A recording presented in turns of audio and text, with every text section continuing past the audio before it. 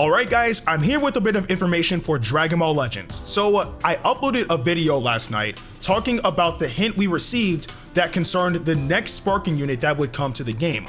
Well, the official Dragon Ball Legends Twitter accounts have tweeted out not only that particular unit, but another unit alongside him.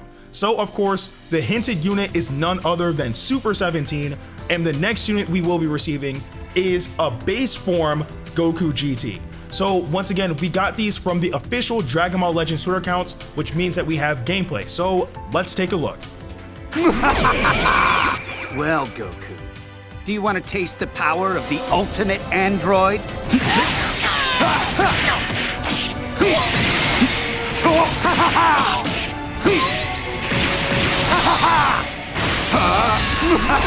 Hit me harder! Die! Flash Bomber! He's a stubborn one.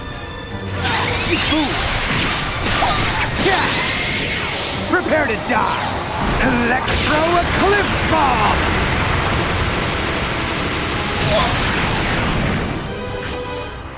What a letdown this is. How about that?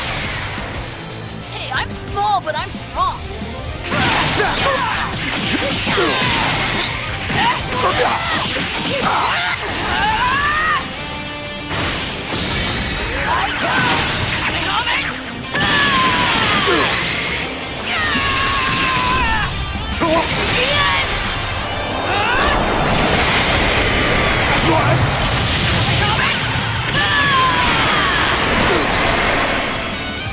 You were really strong. Let's fight again someday.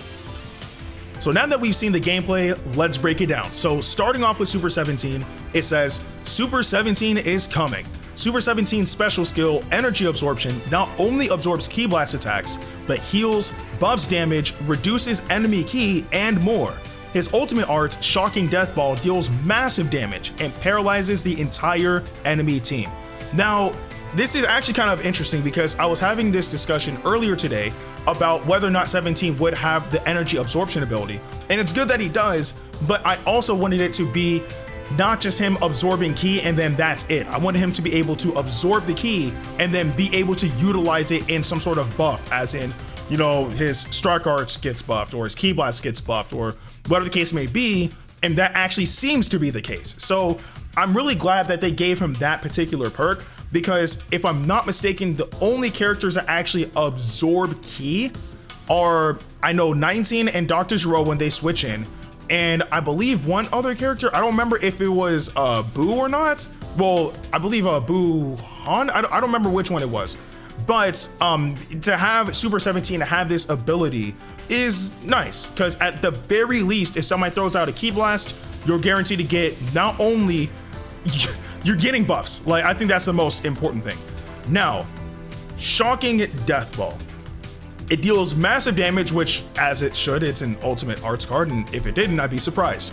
But the entire enemy team ends up paralyzed. Now, this could be a really good ability. Now, we all know how paralysis works in the game. Like, at random moments, the character will suddenly freeze up, and it gives you, it gives you an opportunity to be able to follow up. However, the main thing, or I'll say the main issue, is how long does the paralysis last for? Because first and foremost, if paralysis, or at least from Super 17, lasted the entire match, that would be broken, because you would have a plethora of opportunities to be able to counter your opponent when your opponent's least expecting it.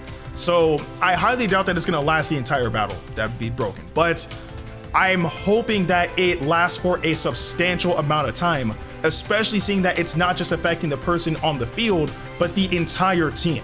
And it kind of defeats the purpose of it lasting, I'll say, like 10 seconds. It's like even 20 seconds, because by that time, you never know. Like, people can keep their units out for a very long while. And I'm not ruling out the possibility that it does last a long time, but the opponent can just find a way to be able to make it work with one unit before that unit dies. I don't know.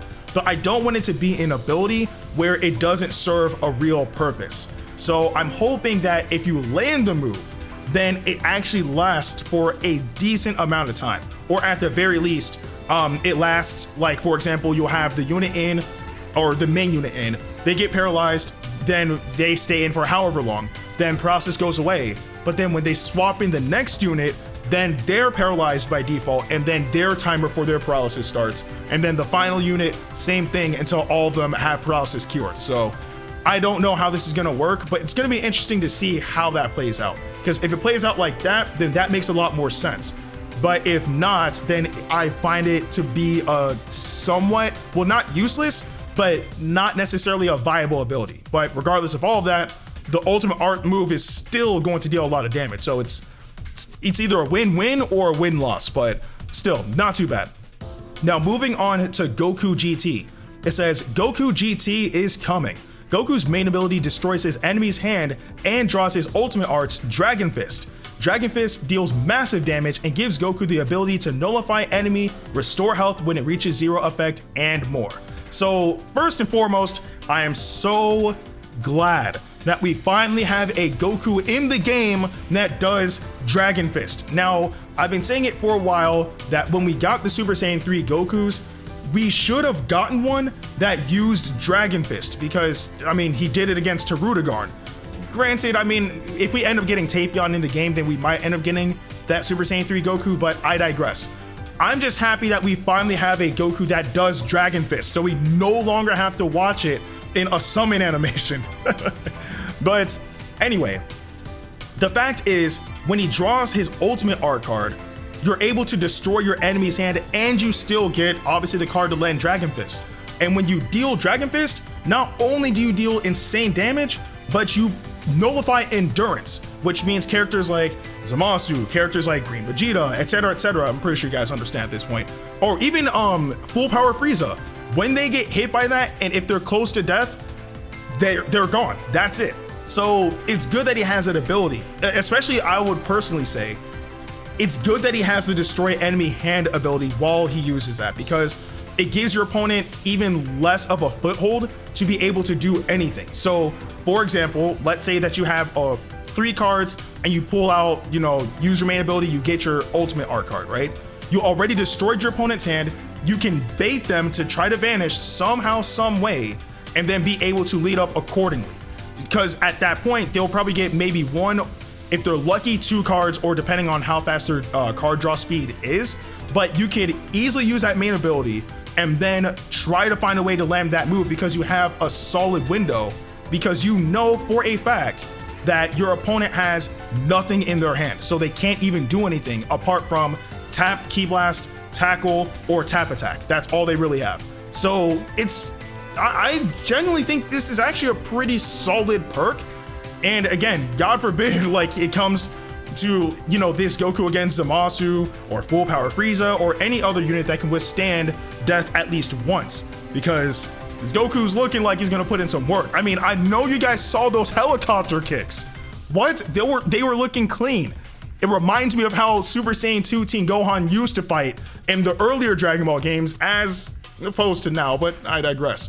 Anyway, these are the 2 characters that were announced as the next sparking units coming to Dragon Ball Legends. I don't know if there's going to be one more character announced or not, and if there is, then I'll just make a follow-up video. But as of right now, we are receiving Super 17 and a base form GT Goku that has Dragon Fist. But I do want to know, are you guys even going to try to summon on this banner? Are you guys hyped for these units?